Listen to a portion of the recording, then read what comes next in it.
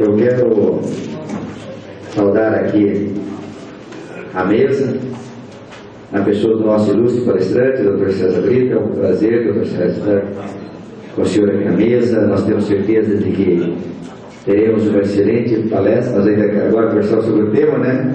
Sobre o tempo das máscaras caídas. É um tema muito interessante. Acredito que nós teremos uma palestra muito proveitosa nessa parte da manhã e com certeza da tarde também. Saúdo a todos os demais colegas aqui do Físico Brasileiro, componentes da mesa, membros sindicatos, presidentes, diretores de sindicatos, aqui na pessoa da Leila, né, que está deixando nossa mesa mais alegre, né, a presença feminina aqui na mesa. Muito obrigado pela presença de todos, aos demais colegas aqui presentes. E não vamos perder tempo, vamos passar para aquilo que interessa, que é nós ouvimos o nosso doutor César Brito aqui, com a sua capacidade, com o seu conhecimento. Com certeza nós teremos bom proveito na nossa palestra. Doutor César, a palavra é sua. Fique à vontade, da forma que achar que é melhor para falar. O doutor César Carminha, até a tribuna, nós anunciamos o seu público. O doutor César Brito é ex-presidente do Conselho Federal da UAB, advogado de várias entidades sindicais, movimentos populares e organizações não governamentais. É conselheiro do Conselho de Desenvolvimento Econômico e Social, CDES, e ainda membro do Instituto Oscar Paciano, UIA, Abrate, Jutá, Forpresser e IAB. Escreve como articulista do site Congresso em Fórum. Foi presidente da OAB Nacional, presidente da União dos Advogados da Língua Portuguesa. É autor de vários livros, entre eles A Inviabilidade do Direito e Defesa e a Lei da Convocação do Advogado Sindical. Esse último a ser lançado também no encontro. Publicou várias obras coletivas, artigos em revistas e sites especializados. Senhoras e senhores, Dr. César Brito.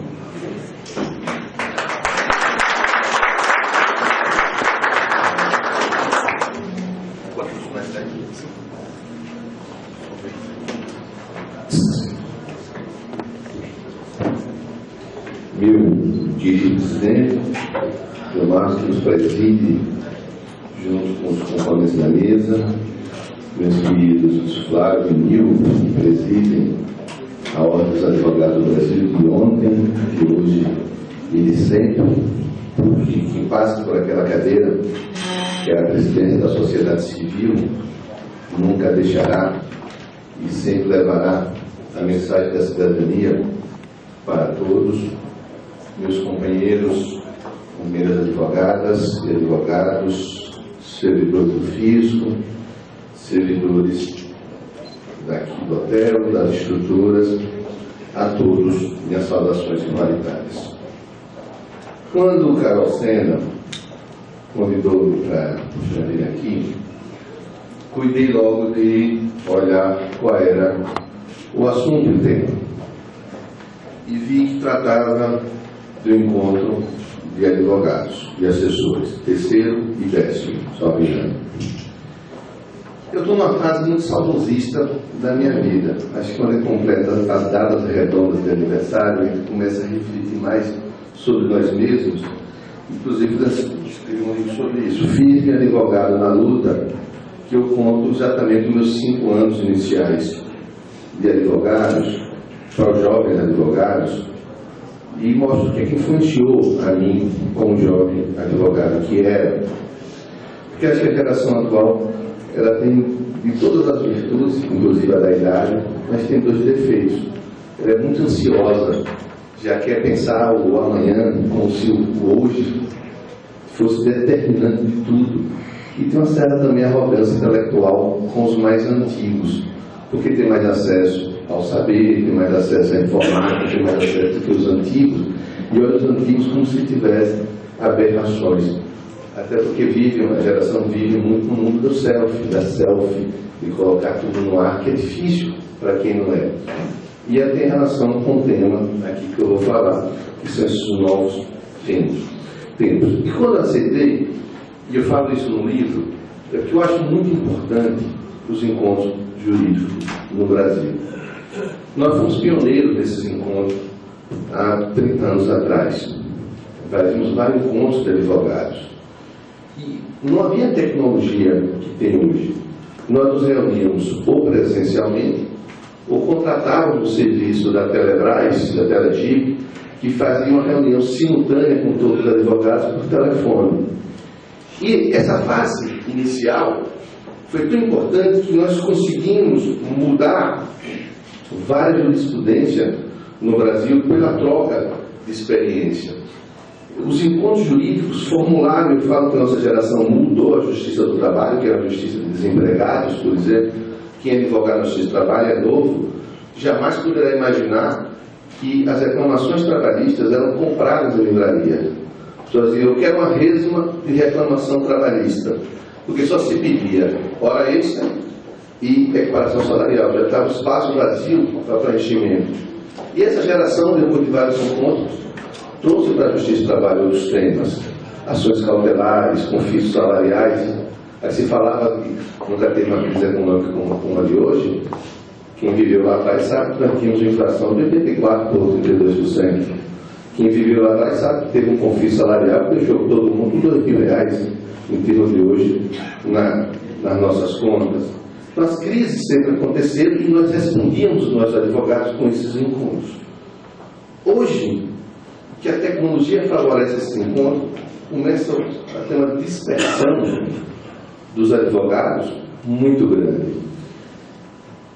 Os tribunais, para resolver as crises do processo, trouxeram várias decisões de concentração das decisões nos tribunais. Repercussão geral no Supremo Tribunal Federal, redução de relevância no Supremo Tribunal Federal, repercussão geral no STJ e as concentrações no TST. Você concentra as decisões nos tribunais superiores, o que significa que as pessoas deveriam estar mais concentradas, os advogados com uma decisão em si da vida de todos. E nós nos dispersamos. Esse foi um paradoxo que nós estamos vivendo hoje. Os tribunais concentram as decisões e nós não conversamos mais. E passamos a ter um fenômeno no direito, que é muito grave, o STJ já detectou quando estava no CNJ, é de que vários advogados ficaram na comodidade de copiar e colar. Eu copio uma petição, eu faço assim, copio o corpo da petição, mas não copio a alma dela, porque não fiz, não vivi, não fez parte do encontro coletivo, e para azar, ou não, ou coincidência ou não, esses processos são pensados para julgamento como referência. Veja, a concentração do tribunal exigiria de nós, advogados, uma união maior, porque o nosso processo pode ser pensado e servir de referência para todos. E nós não nos preocupamos mais com isso. É preciso, por isso que eu achei que esse encontro ele é fundamental, saber que são 10 nos encontros, significa que os assessores estão conversando mais, estão debatendo mais, para que não ocorra esse fenômeno de se escolher processos que não tem ninguém acompanhando. Vou dar 2 exemplos de como é importante ter o acompanhamento e essa unidade de vocês. Um, talvez Cláudio queria falar, não sei se Cláudio já chegou, que é sobre o direito de greve. O Supremo Tribunal Federal estava em greve os servidores do Poder Judiciário Federal, estava em greve os professores e em greve os previdenciários. O Supremo, incomodado, porque era greve na sua própria casa, resolveu, numa sexta-feira, publicar o julgamento para a quarta, era um feriado no meio, para julgar o direito de greve dos servidores públicos, em repercussão geral. O que ali se disse estava decidido por Brasil. Na sexta-feira, para ser julgado na quarta. Pensa-se um julgamento de um advogado do interior do Rio. E não tinha ninguém acompanhando. O julgamento que ia decidir sobre o direito de greve, que é um sistema daqui, ia ser julgado sem nenhum advogado acompanhando. Como nós estávamos com o amigo Cury, ele teve que escolher com o amigo Cury dos 3 que estavam em greve: servidores do Poder Judiciário, previdenciários e professores. Foram nossas categorias e fomos lá com o amigo Cury. Mas quando eu percebi que não havia um advogado acompanhando, tentamos localizar o advogado. Facebook, site da OAB, entrei em contato com várias pessoas, conversei até com o advogado errado, pelo homônimo, que vai ser o processo que vai julgar o destino do país. Depois de muito tempo, no dia do julgamento de manhã, localizamos o advogado. Era um mandado de segurança. 10 anos. Já tinha sido resolvido o problema da greve naquele mandado de segurança. O advogado manda a procuração para Wagner, um dos advogados, e ele desiste do mandado de segurança. Não se queria ali que julgasse aquele processo que acabaria com o direito de greve dos servidores públicos, e o tribunal ia julgar com base na emocionalidade de que era uma greve contra o presidente do Supremo Tribunal Federal. Há um precedente, que vocês já sabem disso, de que o mandado de segurança pode ser desistido a qualquer tempo, mesmo depois de proferida a decisão. Naquele caso, se fosse desistido o mandado de segurança, não teria o julgamento que eles queriam. Mudar a jurisprudência exatamente naquela hora, para dizer que só cabe a desistência do mandado de segurança em repercussão geral quando o processo não for ainda proprietário virtual. Muda a jurisprudência. E estava se dizendo lá, olha, nós estamos mudando a jurisprudência, viu? Nós estamos mudando a jurisprudência, porque nós queremos julgar o direito de greve dos servidores. Graças à tese que nós defendemos, o processo saiu de pauta. Nós dizíamos, naquela época, acho que Cláudio vai falar sobre isso, de que não pode o algoz, que é o Estado, ele tem o poder de negociar e decidir os cortes do ponto e decidir se a greve é abusiva. É preciso, no servidor público, ter um órgão intermediário, como tem nas greves dos servidores privados. Tirar o processo de pauta para que averiguasse como é que deve se comportar o Estado no direito de greve. Mas ali estava se pensando em acabar o direito de greve, com um processo que não tinha advogado acompanhando. Mesma coisa na maior causa que a Petrobras tem agora enfrentado, que é a RMNR. Quando o processo foi para o pleno do TST, quem era o advogado que eles escolheram? Era o advogado do interior do Amazonas. Tivemos que localizar quem era esse advogado, ele veio, fez uma belíssima sustentação oral, mas não estava acompanhando. Faço essa introdução para mostrar como esse encontro é extremamente importante, para que nós possamos compartilhar, sem egoísmo e com socialismo de intenções, todas as teses que estão em debate. Esquecemos um pouco das nossas vaidades como advogados, como intelectuais que somos, para compreender que o todo é que constrói a luta. Todas as opiniões, nenhuma melhor do que a outra, até porque na teoria de Ockham, na navalha de Ockham, quando o problema comporta diversas soluções, a certa é a mais simples. Então, quando você reúne vários advogados, as soluções saem.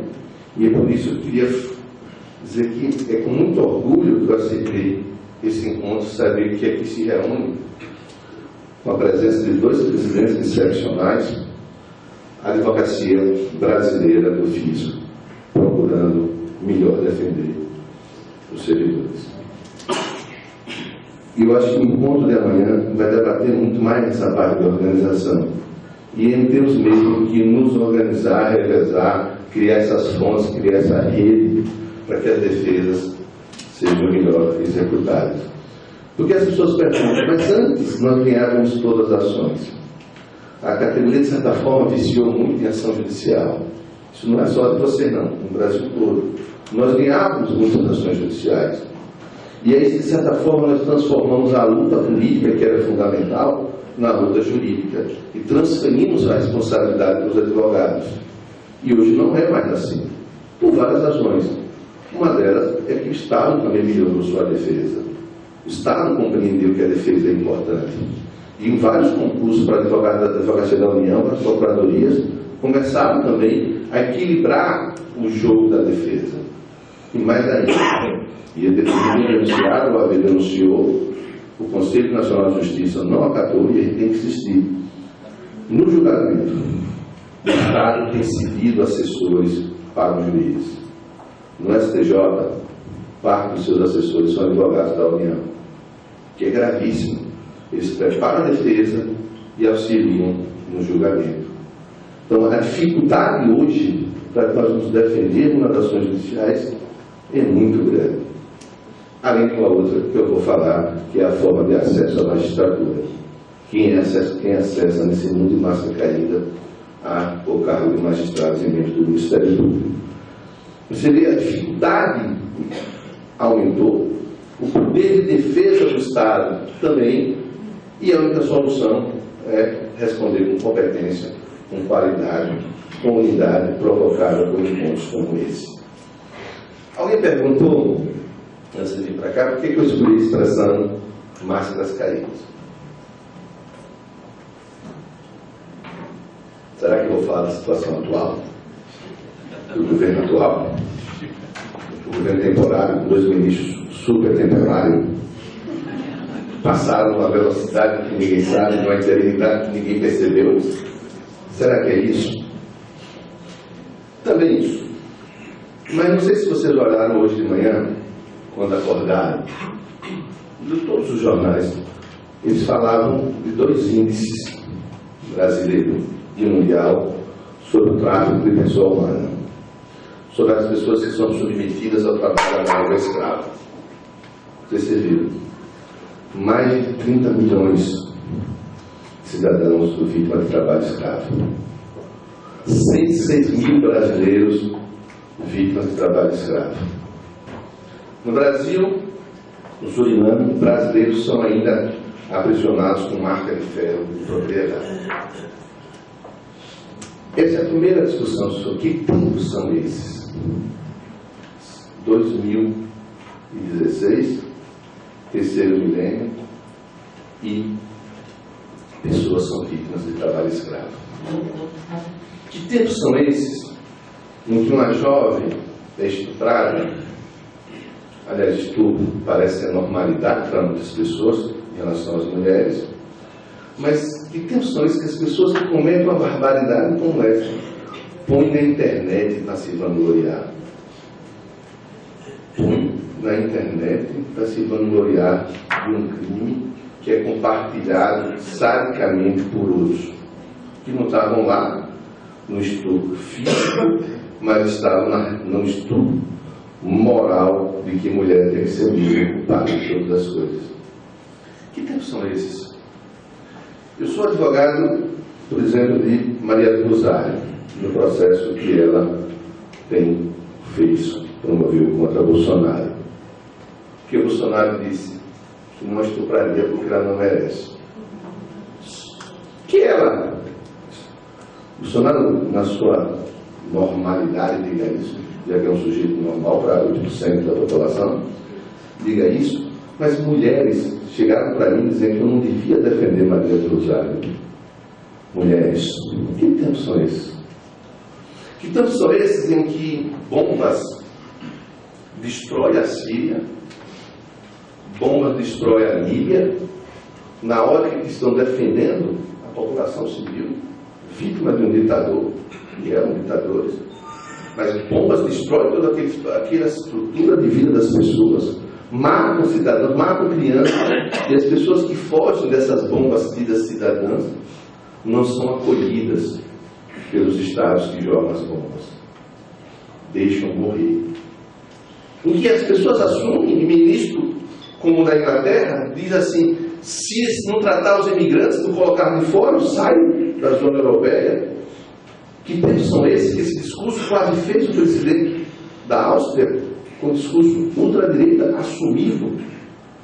Que tempos são esses em que o Congresso Nacional, quando se diz aqui que nós temos 102 mil pessoas trabalhando na condição de escravo, muda na CCJ a legislação para ampliar, minorar ou reduzir os casos tidos como trabalho escravo, porque no Brasil trabalho escravo, segundo adotando a ótica da OIT, trabalho escravo é dívida, prisão por dívida, impedimento de locomoção, mas tem dois outros requisitos que a OIT, que o Brasil abraça, ou a legislação internacional: trabalho degradante e jornada extenuante.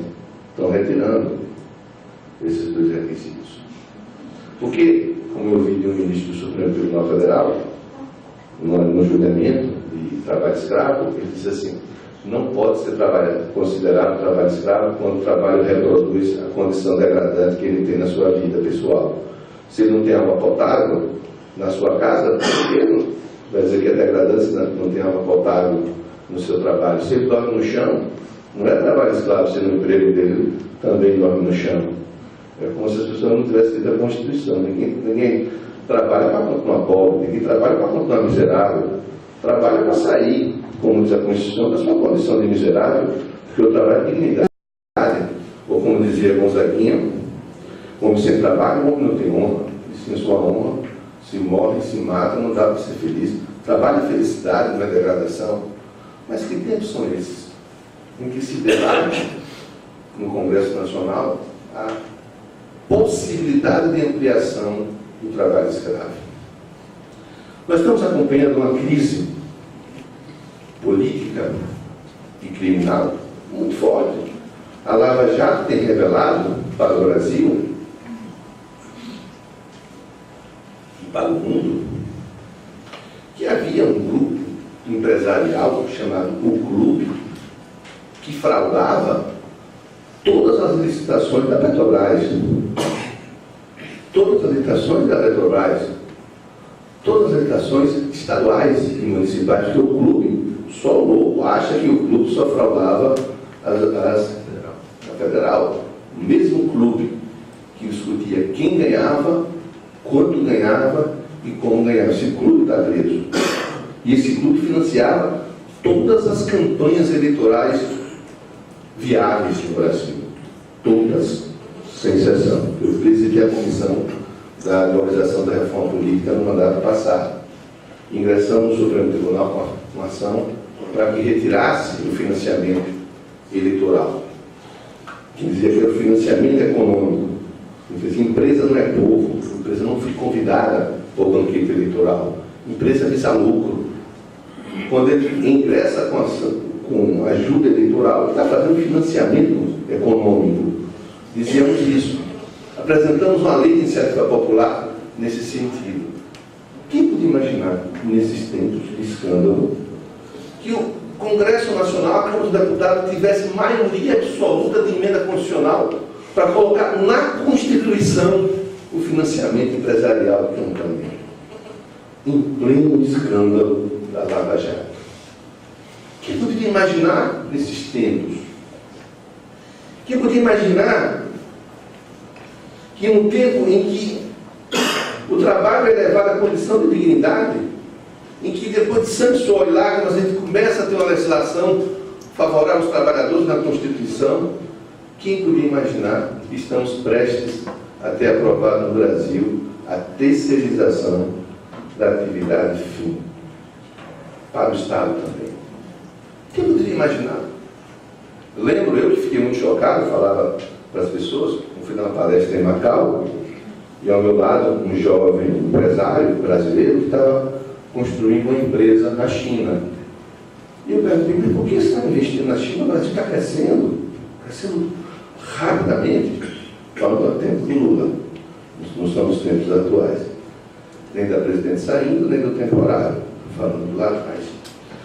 Aí, perguntei, por que você está investindo lá? A resposta dele: porque na China não tem justiça do trabalho.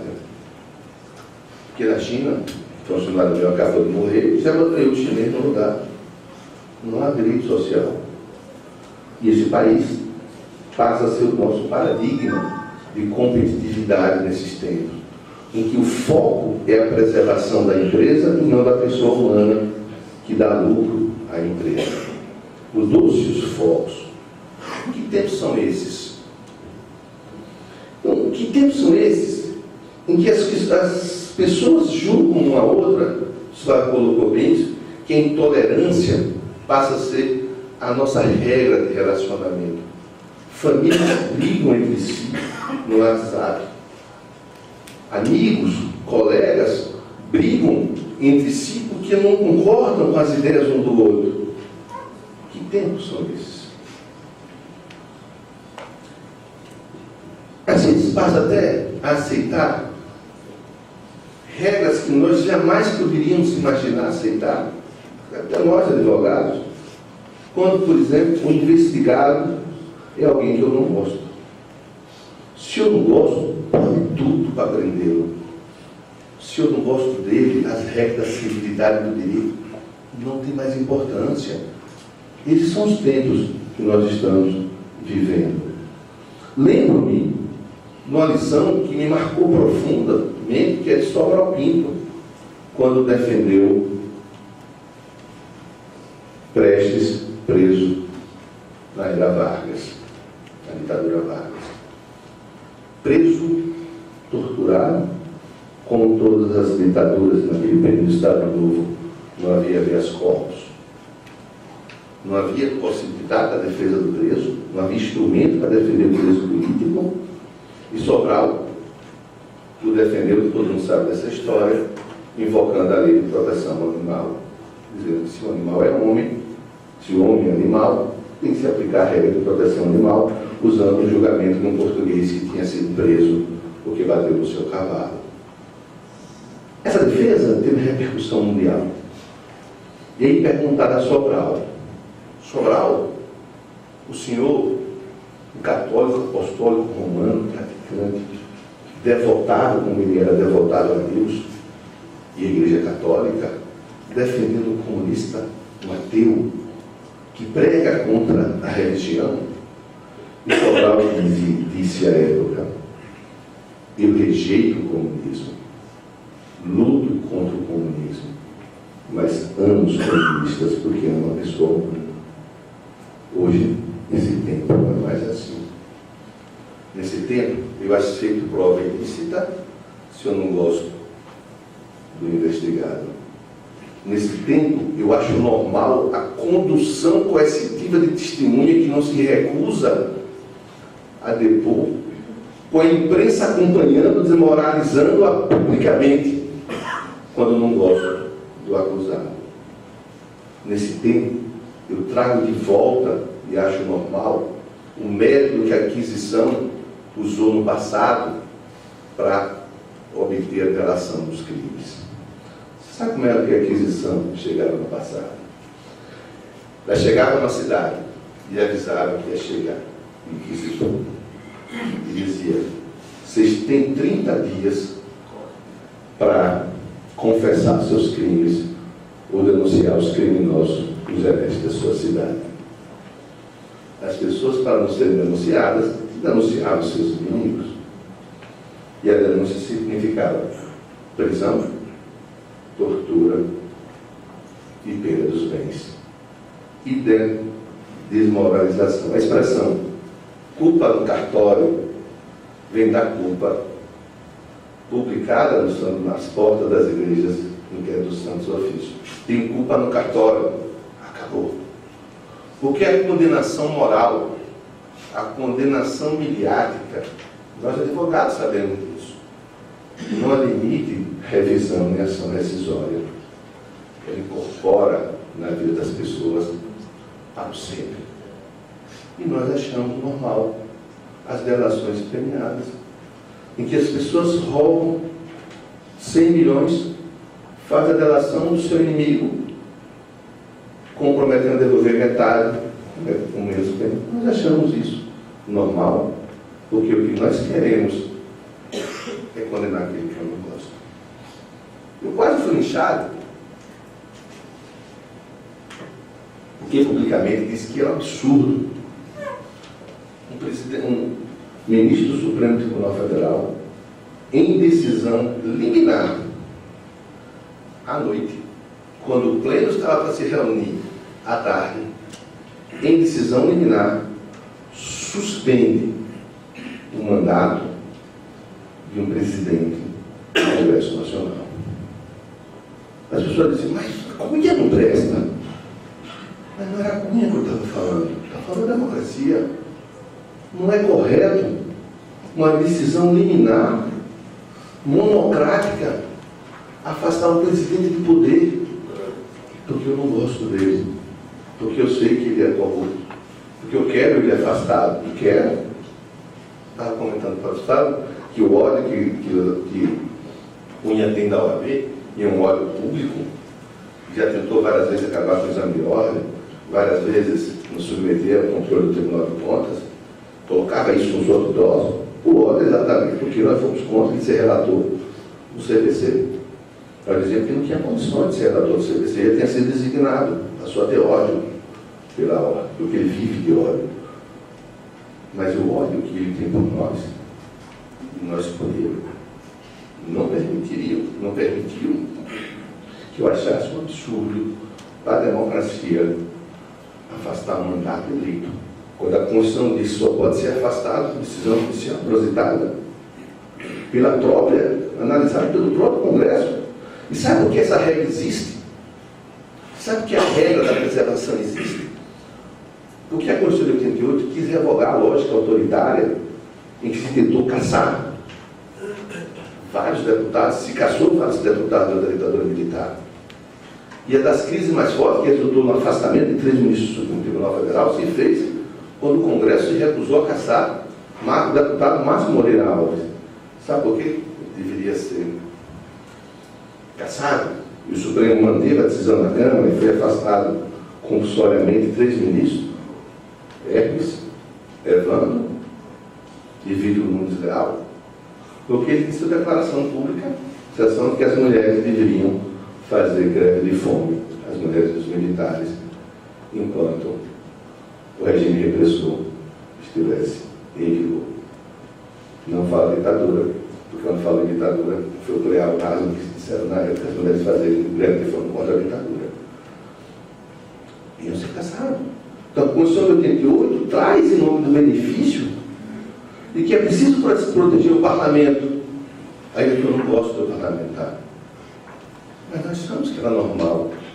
Vibramos quando o presidente de uma casa é afastado por decisão democrática, quando o próprio tribunal estava ali, reunido à tarde para decidir em forma coletiva. Nós achamos normal. Nós achamos normal e parabenizamos quando o Supremo Tribunal Federal quebra um dos princípios fundamentais da democracia, que é a presunção da inocência. Por quê? Vai dizer, não, temos que acabar com o princípio da inocência, porque nós queremos ver as pessoas presas.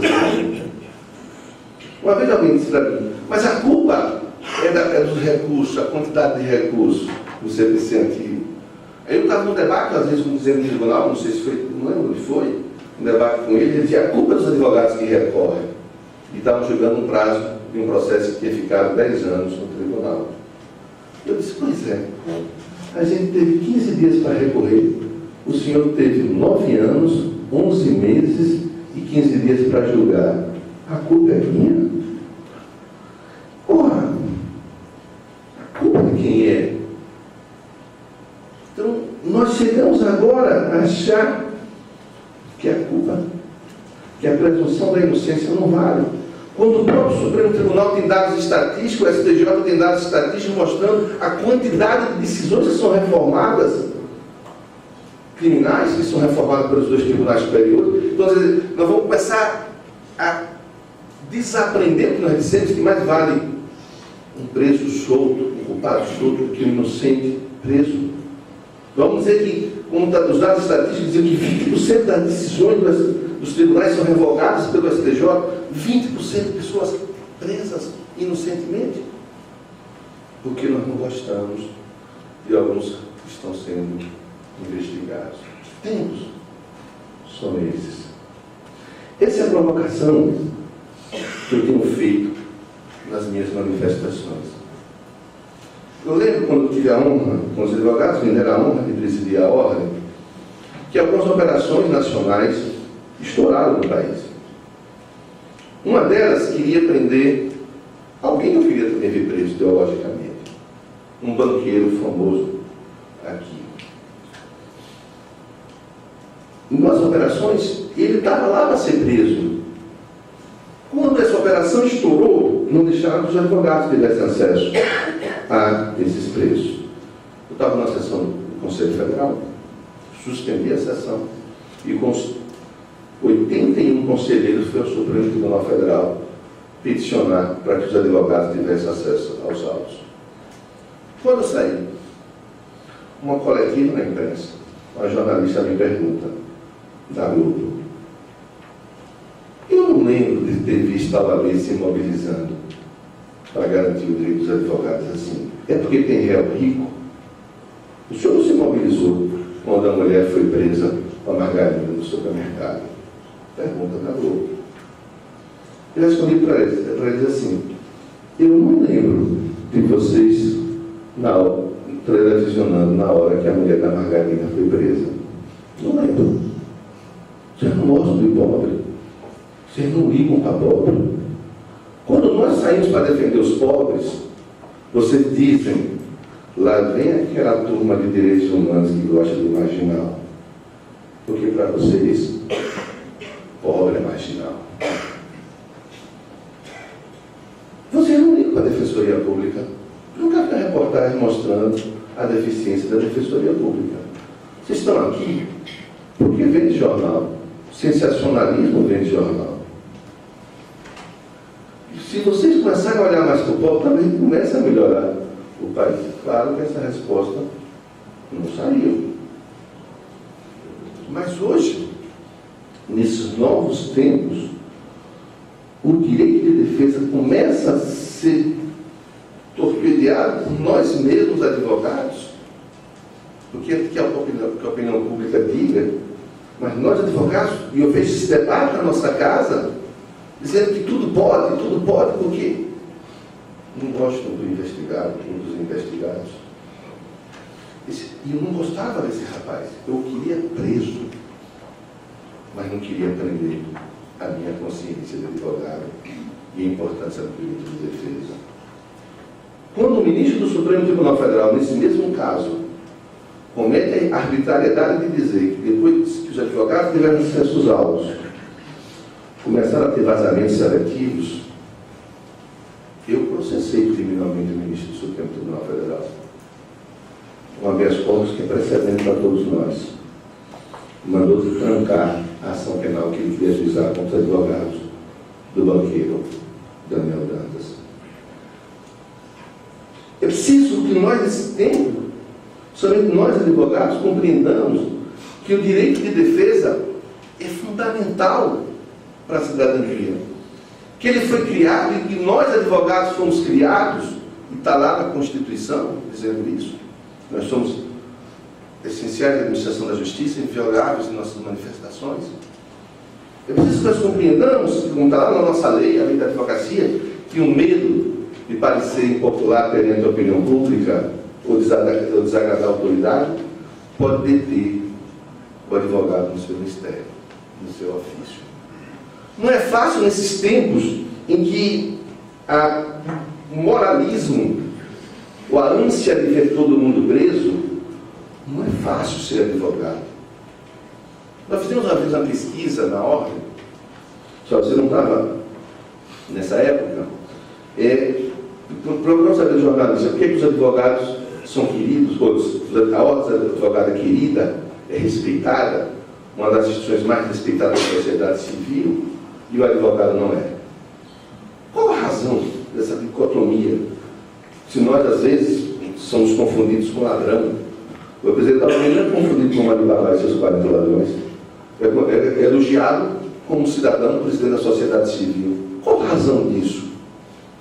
Aí, a empresa que nós contratamos nos respondeu. É porque a ordem, quando vai a público, vai defender a causa boa, a causa da cidadania. Falamos a mesma linguagem. Quando a imprensa quer falar de alguém, nos chama, e a gente ajuda. Então nós estamos na boa, continua boa. Não entramos nas bolas divididas da sociedade. O advogado entra. Na hora que Bruno, Daniel Dantas, na hora que Suzana começa a ser massacrada, na hora que os presidentes ou ex-presidentes são presos, o advogado que lá fazer a defesa.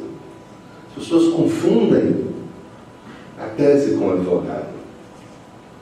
E o advogado compreende isso, mas não tem medo disso. Quem nasceu para ser isso.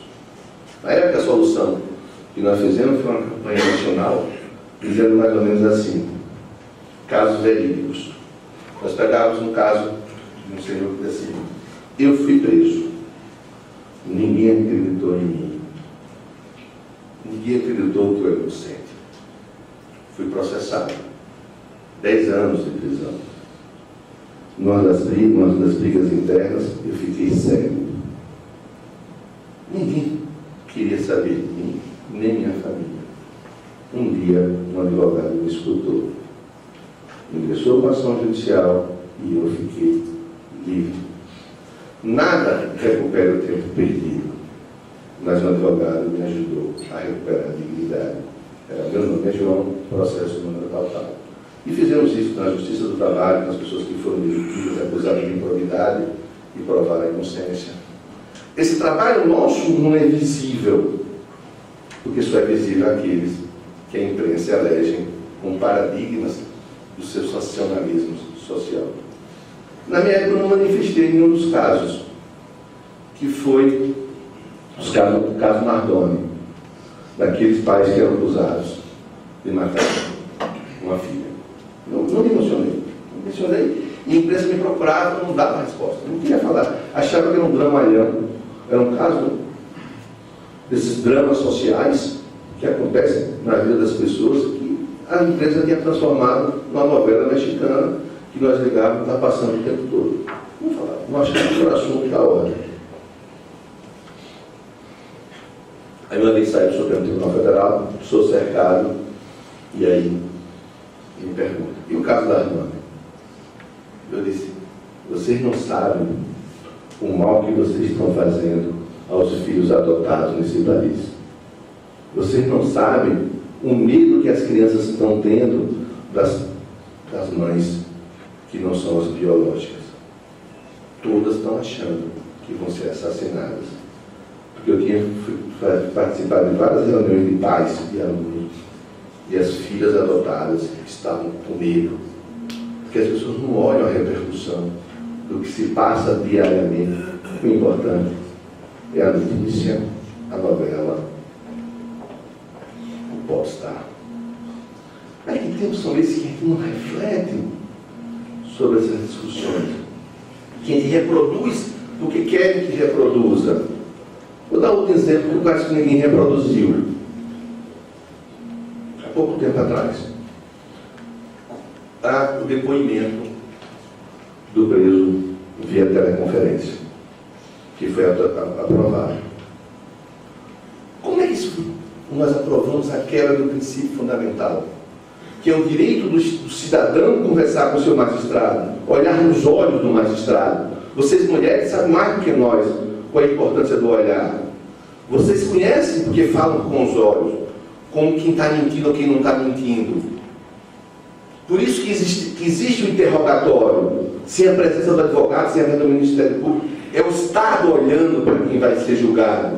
Olha nos olhos, sem ninguém. Porque as pessoas têm o direito até de conversar com o rei. Com o juiz é o braço do rei, alguns é o próprio rei, ou o próprio Deus. Esse interrogatório tem essa simbologia histórica do Estado conversar com o investigado. Mas colocaram um computador no meio. E vários de nós defendendo isso. Porque a Rede Globo colocava Fernandinho Beiramar no avião, sendo entrevistado pelo Brasil, dizia, está vendo? Fernandinho Beiramar sendo interrogado lá em Fortaleza, gastando 200 mil de segurança de avião, com risco de fuga. Vão colocar ele com teleconferência e tudo. É verdade. Quebramos o princípio fundamental por causa de Fernandinho Beiramar. Você imagina a ditadura militar, falava isso do presidente do Congresso, Arlindo Nagler. Você imagina a ditadura militar, um preso, torturado, na sua sala, e o juiz, uma cidade lá depois, e os torturadores em volta. E o juiz pergunta, você cometeu esse crime? E olharam os torturadores dele e falaram, claro! Sabe quantos presos assumem os crimes dos outros no Brasil? Quantos presos são laranja de crime no Brasil? Com a cumplicidade de vários policiais que são responsáveis pelo cuidado. Mas nós quebramos esse princípio fundamental. Aí quando a doutora me perguntar, numa entrevista coletiva, o que você acha sobre isso?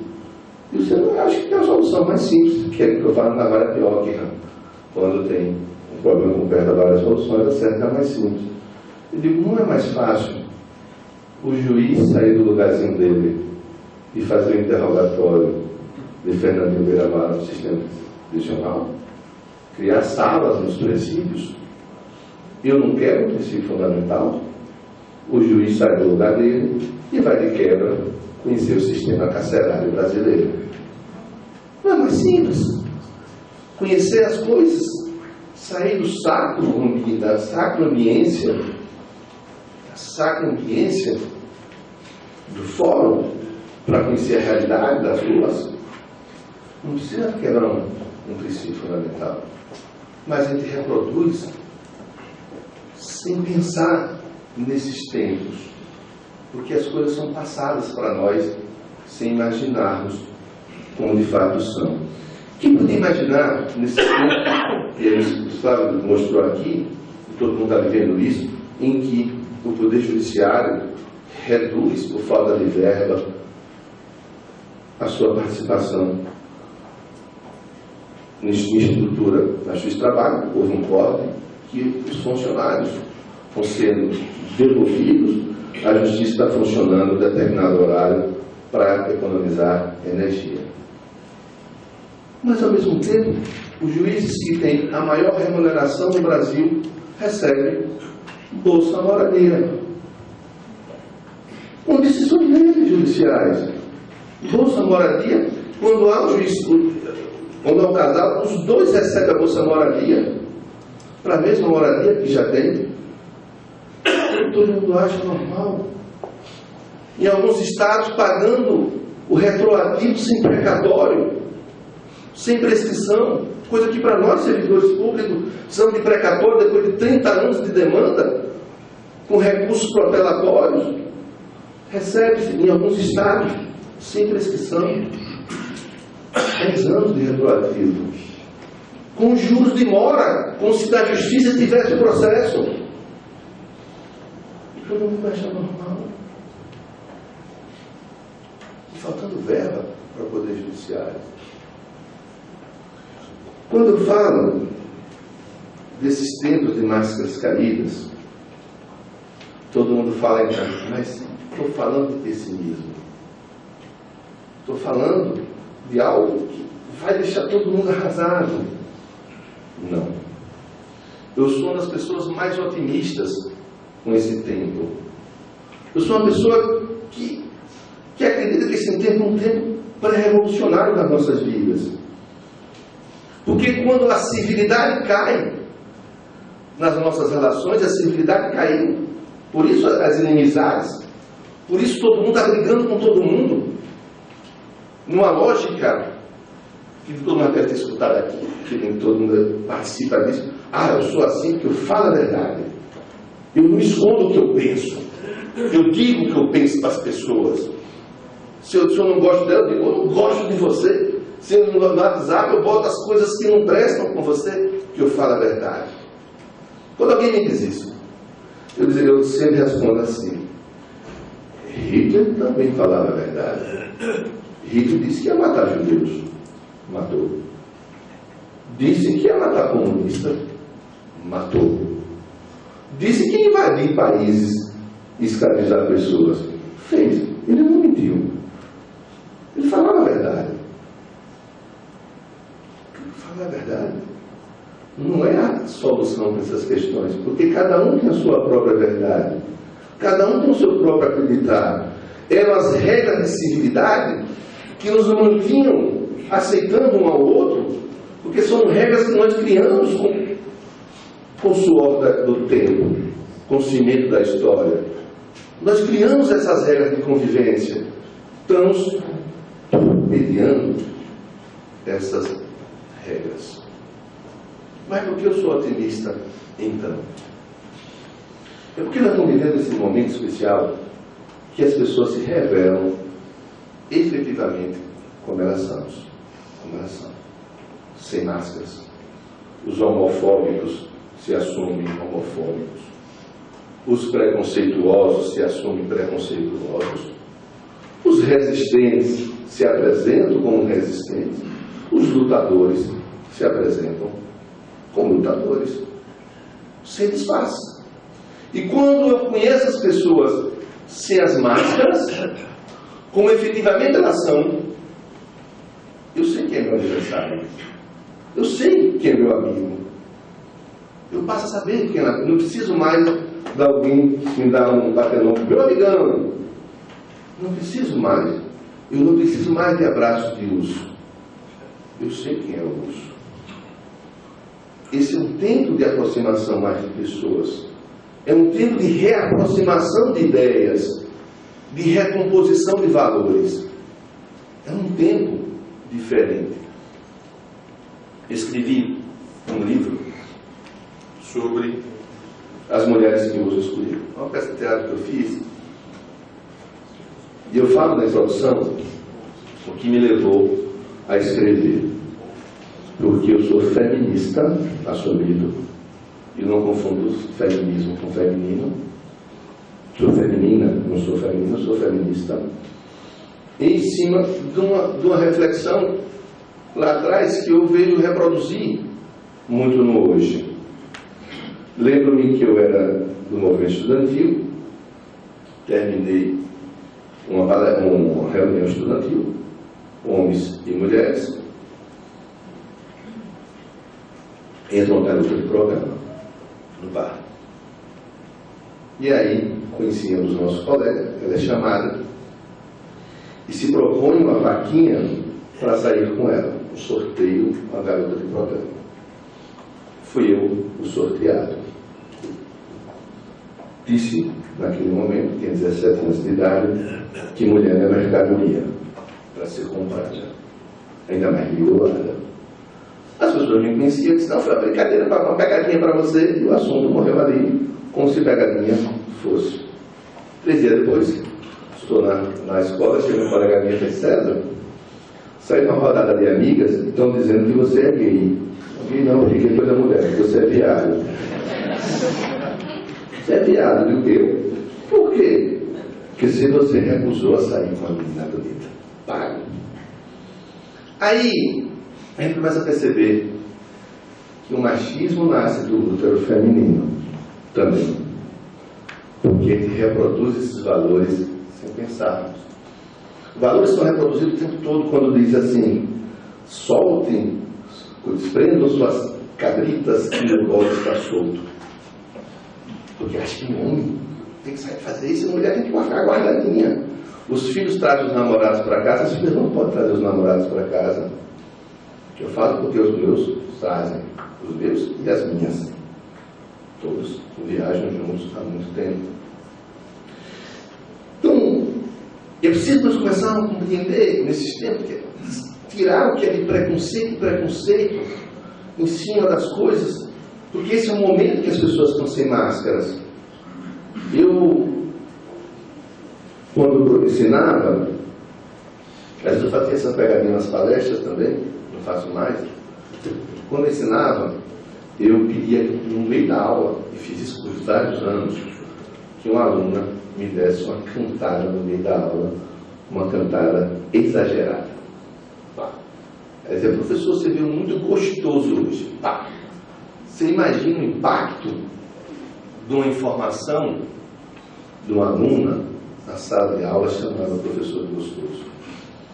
Eu parava a aula, ia para o quadro e a Ana perguntava um a um por que ela tinha me chamado de gostoso. Uns diziam, porque ela é safada. Aí eu falava, safada. Outra, porque já tem bom gosto, agora míope. E aí sucessivamente botava todas as respostas numa certa coluna criada por mim.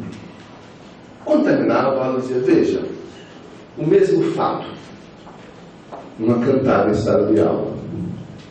Ela gera esse mesmo fato várias interpretações, todas falando a verdade, todas interpretando segundo seus conceitos e segundo seus próprios preconceitos.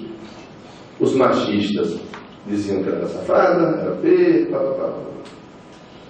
os feministas, livre expressão, direito dela, e aí sucessivamente. Nós advogados, nós cidadãos, mas nós advogados, que temos o dever de lutar por justiça, é a nossa razão de ser, é por isso que nós existimos, por isso que a Constituição nos coloca ali por diversas vezes. Nós advogados temos que começar a compreender, na hora de julgar, na hora de buscar justiça, retirar o que é conceito e preconceito sobre as coisas. Mas, sobretudo, e eu falava isso na sala de aula, eu pedia que a aluna se levantasse e mostrasse o bilhete que eu tinha pedido para ela, que eu tinha pedido para dar uma cantada.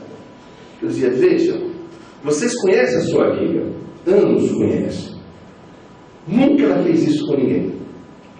Ninguém parou para pensar no absurdo de uma colega que vocês conhecem me dar uma cantada. Ninguém achou isso estranho. E nunca ninguém achou estranho na sala de aula. Ninguém achou estranho que alguém do nada, geralmente eu pedia para as pessoas mais tímidas, fizesse uma cantada absurda numa sala. Porque os conceitos e os preconceitos foram muito mais rápidos do que a investigação, do que procurar saber a verdade, do que de fato aconteceu. É esses os tempos que nós estamos vivendo. E eu sou muito esperançoso sobre ele. Porque é hora de nós investigarmos melhor o que está acontecendo. Irmos a fundo, não ser vendido, não achar que a reprodução do que já é produzido seja normal. Isso é um dos males que está acontecendo no Brasil, que está mudando o Supremo Tribunal Federal, que fica julgando com base na opinião publicada, e não mais criado para ser efetivamente o Supremo Tribunal é um órgão de busca por justiça. Há uma frase, e eu vou encerrar por causa do tempo, que eu digo aqui no livro, uma frase que eu gosto muito, eu tenho repetido muito ela nos lugares que eu vou. Harriet Tubman. Harriet Tubman foi a primeira mulher negra no mundo a comandar um pilotão de lutas. Ela comandava um pilotão de homens na Guerra da Secessão, em que se buscava a liberdade dos escravos. A liberdade dos escravos, quem assistiu aqui a Abraham Lincoln? Alguém assistiu o filme Abraham Lincoln? Que foi conquistada graças ao mensalão do Abraham Lincoln. O mundo estava, os Estados Unidos em guerra, ele convoca um congresso em plena Guerra da Secessão, que só votava os estados do norte que estavam em guerra com a liberdade, e propõe a emenda 13, que fala que todos os homens são iguais por nascença. E ele teve que dar 2 empregos para mudar o voto para aprovar a emenda que dizia que todos os homens eram livres. E só conseguiu porque mudou a redação. A redação ficou: todos os homens nascem. Os homens são livres nos termos da lei, e não todos os homens são livres por nascença. E aí a emenda que passa, todos são livres nos termos da lei. É por isso que a lei que iguala pode desigualar. E nos Estados Unidos a desigualdade era legal e só veio a cair com Martin Luther King na campanha civilista nos anos 60. Negros não podiam sentar em ônibus, negros não podiam entrar na escola, porque a lei poderia desigualar. Pois bem, Harriet Tubman, essa mulher negra congressista, que vai dar o rosto emprestado agora para o papel da moeda de $20 dos Estados Unidos, mostrando a importância dela para a história. Ela tem uma frase que eu gosto muito.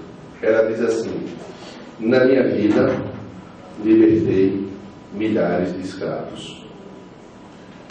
Não libertei mais porque eles não sabiam que eram escravos. Essa frase é uma frase muito importante para nós refletirmos no hoje.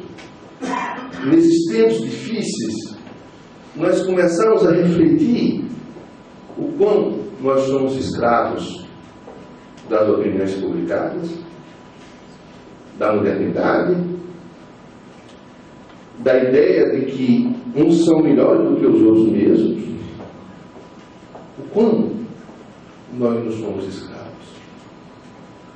Eu gosto daqueles que compreendem, e é por isso que o revolucionário ele é incompreendido, porque o revolucionário tem como função levar a discórdia onde há concórdia, onde há paz, a paz de deixar que você muda o mundo no canal de televisão, reclamando da novela se está ruim ou não, e ele vai dizer que isso está errado. Você não pode ser feliz quando seu irmão vizinho é infeliz. Se nós não compreendermos que é preciso fazer, e o mundo muda pelos que fazem, o mundo não muda pelos que se acomodam, porque se é para ser assim, nós não vamos mudar nunca. E eu acho, não tenho certeza, que todos os exemplos do mundo foram exemplos de pessoas que ousaram desafiar a lógica do mal. Eu vou citar 2 líderes, só para encerrarmos 2 minutos. Um chamado Siddhartha, que muita gente já ouviu falar dele. Siddhartha foi criado numa cidade maravilhosa, linda, de ouro, com todos os prazeres do mundo. O seu pai, o rei, achava que não deveria conhecer a pobreza. Achava que não deveria compreender, ao não conhecer a pobreza, conhecer a dor. Um dia ele sai de um desses caminhos dessa cidade encantada e vê 2 pobres, fedorentos, mal cheirosos, pobres, mendigos. Estranho para o mundo que ele viveu. Procurou saber o que era a pobreza. Que fez Siddhartha? Deixa a redoma e vai ao mundo pregar o caminho reto. Ele deixa de ser Siddhartha para ser Buda e muda o mundo. Um outro que todo mundo conhece como Jesus Cristo, que andava com as mulheres quando era proibido andar com as mulheres, que andava com os pobres quando a opção não era andar com os pobres. Ele diz para todos nós a importância da revolução pelo amor. Ele disse que tem um filme que eu recomendo que todo mundo assista, A Última Tentação de Cristo, de Scorsese, que foi proibido na época pela igreja. Eu assisti no Rio de Janeiro, no corredor polonês, rezando para salvar minha alma. E ele mostrava um Cristo que, como todos nós, tem dúvida. Como todos nós, sindicalistas, tem dúvida. Por dúvida de por que eu tenho que estar aqui em Goiás, ouvindo um cara falar besteira, quando minha família está lá em casa? Por que eu tenho que me sacrificar nas lutas das greves, se os caras estão lá furando a greve para ter um aumentozinho diferenciado? Por que tem que ser eu? Por que eu tenho que sacrificar minha vida, nós advogados, enfrentando polícia, passando final de semana em reunião? Por que eu tenho? Eu não podia estar com a vida mais cômoda.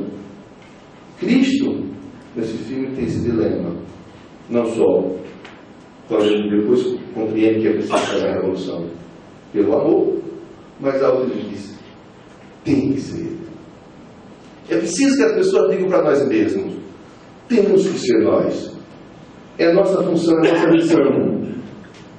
É nosso papel de dirigentes sindicais e de advogados enfrentarmos toda essa arrogância que agora que está despida de máscara. É a nossa função mesmo.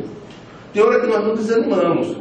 Tem hora que dá vontade de mandar tudo para casa, todo mundo sabe. Dá vontade mesmo. Mas aí, quando nós tiverem essa vontade de mandar tudo para aquela coisa que pariu, se tiver essa vontade, lembre de uma mulher que foi transformada em santa agora. Madre Teresa de Calcutá. Quando ela dizia para as pessoas que às vezes ela mesma, embora santa, se desanimava, achava que não tinha solução nesse mundo de insensibilidade, que era uma gota de um oceano de insensibilidade. Aí ela, quando chegava esses momentos de desilusão, de conversar consigo mesmo, ela dizia: realmente, às vezes eu sou uma gota diante do oceano. E aí conclui: mas o oceano seria menor se lhe faltasse uma gota. A nossa função é de sermos gotas de um oceano que um dia chegará para todos nós. Sem mais. Obrigado.